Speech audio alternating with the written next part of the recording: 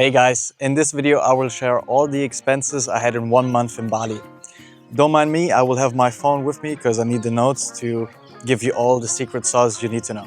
Alright, let's dive right into it. Let's start with the motorbike rental. I paid way too much for this in this month. I paid like 121 euros. A good price, I would consider a good price between 50 and 70 euros a month. So try to negotiate as hard as possible. And if you have some local friends like Indonesians or like foreigners, they might have like connections and get you a cheaper one. Often, if you just ask a local, hey, can you go to that motorbike shop and rent me a motorbike? They will give it to him cheaper and then he can give it to you if you know him and stuff. Before you use the motorbike, definitely check if everything is working. The lights, the brakes, maybe do a test drive with it. If you never drove one, definitely get some introductions to it. Try to learn it on the parking spot first before you go to the road, because that could be actually very dangerous. And take some pictures, that is always good, but the best thing you can do is doing a 4K video with 60 FPS if your phone allows it. Make a full video about a motorbike from every angle possible, not too fast. And if something is happening, you can always come back to this video and show it to him if he tries to rip you off, because that happened to me. If you want to know how and when, you can watch the video about that. I paid 368 euros for the accommodation in Bali. I think that was a good deal. I really loved that accommodation. It was like a double bed with a private bathroom, and there was like a kitchen you could use with a swimming pool. It was in Canggu, the main area I loved. And it was green in that hotel or in that accommodation, so it was very nice. I loved the staff, the people I met there. It was a very good place. I'm gonna maybe show you some B-roll now, or I will definitely put a link into the description so you can check it out. The owner, his name is Sigit. He's a friend of mine. He's a very cool guy. If you rent a room there, tell him you come from Fabio, you might get it cheaper. And I tried like a couple of cheaper ones in Bali and like more expensive ones. And if you go for the more expensive ones, you most likely have like your own villa, which is nice, and the pool. I never used the pool, but it's nice to have, you know. But for me, I found out something not that expensive with what I got there is more than enough for me. And that was the sweet part for me. You can make it very cheap there as well with the hostels or like some fucked up place, but I wouldn't recommend that because they are sometimes pretty extreme. And I mean, you want to enjoy your time, right? Yeah. All right, let's go to the next one, which is food. I spent 500 euros in 1 month for all the food I ate in Bali.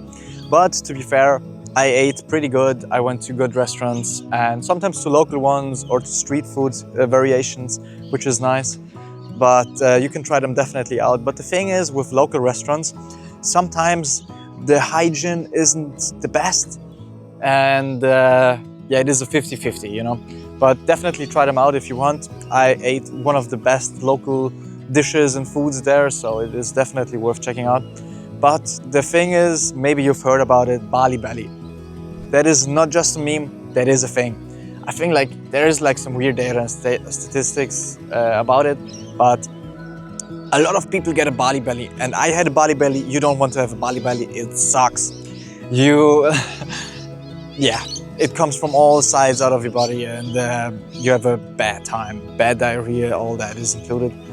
I had it for 2 or 3 weeks, and after that it was still a bit, yeah, uncomfortable. So maybe go to better restaurants. It doesn't need to be fancy, but somewhere you think or guess or actually maybe see the kitchen and it looks good. That is a green flag, definitely. I went for a couple of coffees and matchas, so that added up a bit as well. But I wanted to enjoy my time, and I really like matchas. Matchas are just great. And there's like a very good restaurant. It is very famous in Canggu. It is called Open House. They are making very good food, like traditional one and like from abroad.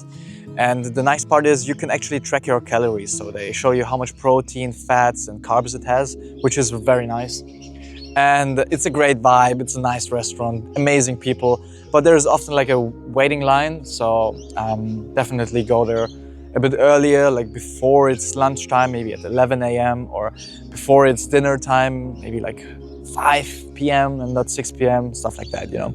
But definitely check it out, it is worth trying out. All right, let's go to one of the activity sectors of mine, which is the gym and like the health niche, you could say.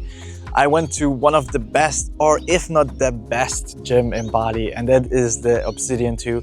They have like a lot of world-class gyms there, I have to admit. Great machines, great sauna, great ice bath, everything is there.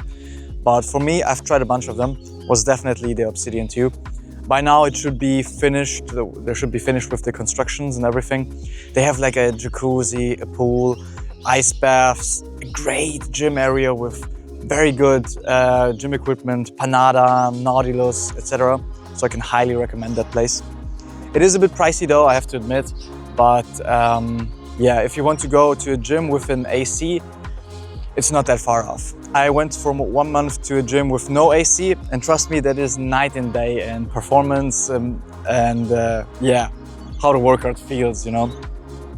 So, and about like a big chunk of protein powder, which was like 138 euros, might not be like in your case, and a bit of supplements, which was like 26 euros, not too bad. Bought a bit of creatine, omega-3 and yeah, protein powder. Yeah, now to a few other gyms I went to, which was the Bull Gym. That was the gym I went to for a month without an AC.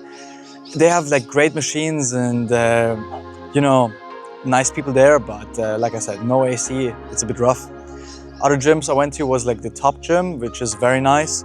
If you haven't gone to a gym now, or you want to start it in the holidays or whatever, go to Bali, try it there, they are absolutely amazing. Now let's get to my favorite category, which are like adventures. That is basically the reason why I travel. And I spent like 97 euros on that in Bali, which isn't too much in my opinion.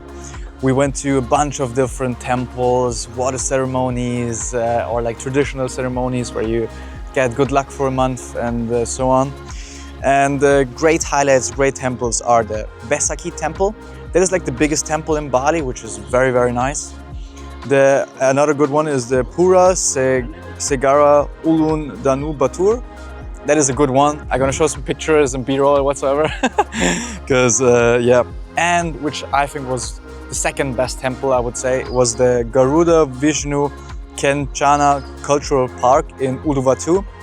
That is a bit down, but it is a massive cultural park with a lot of big statues. They look fantastic. I really liked it there. I can highly recommend that. And yeah, there are like a bunch of other temples as well you could check out. In general, there are like a lot of options for activities in Bali, from quad driving, surfing, scuba diving, temple runs, whatever. There's so much you can do. Another expense which a lot of people are forgetting about are like the visa costs. The visa cost me like 56 euros for a month. And I took the C2 visa, which is the one you have for 2 months. You need to apply for that before you arrive in Bali. That's basically the only option if you want to have 2 months. But the nice part is you can extend it again for 2 months. So if you're not sure how long you want to stay there, you might like Bali like a lot of other people do. Maybe take the C1, it's not that expensive, and you can extend them even longer. But you don't need to worry that much. You can just get the visa on arrival and don't need to worry about it. It's the same price if you get the visa on arrival for 1 month or the 1 month visa through the government website. There's no difference. But take care, you shouldn't exceed the days after your visa expired, because they are very expensive. I'm not sure, but I saw like a calculation was like 50 euros a day. So it's quite a lot. Try to stick your visa period, you know. The next one is laundry. It might not sound like a lot, but you know, it adds up if you go to the wrong places. I paid in total for 1 month of laundry 7 euros and 40 cents. So it was kind of free, to be honest. I had like a very nice option at the accommodation I stayed at. They have like a laundry room and it was dirt cheap there. It was amazing. But there are like hundreds of laundry places there, and you can just choose whichever is the nearest or which has the best price.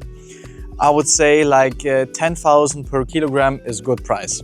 Everything above it, depending on how much it is a bit overpriced. Maybe try to remember what you put into the bag you're giving them for your laundry, or make a picture, because sometimes they are messing up the clothes, mixing them, and then you don't get what you what you gave them, you know. Another expense was my haircut. I went to Bali Barber, which is, I think, one of the best or the best barber shop in Bali. And my haircut cost me like 260,000, which is like 14 euros, I think. And my barber, which is called Frank, did a great job. I can highly recommend him. And this month I needed to buy some new underwear, so that added like 17 euros as well. Yeah, some of my underwear had like holes in them, so I needed to buy some new ones. I would always put like a category in your calculations, which you could call other, or yeah, like other expenses, whatever, because you might need toothpaste, yeah, shampoo, haircut, underwear, whatever. Yeah, this time it was like underwear for me. Now let's get to the final reflection.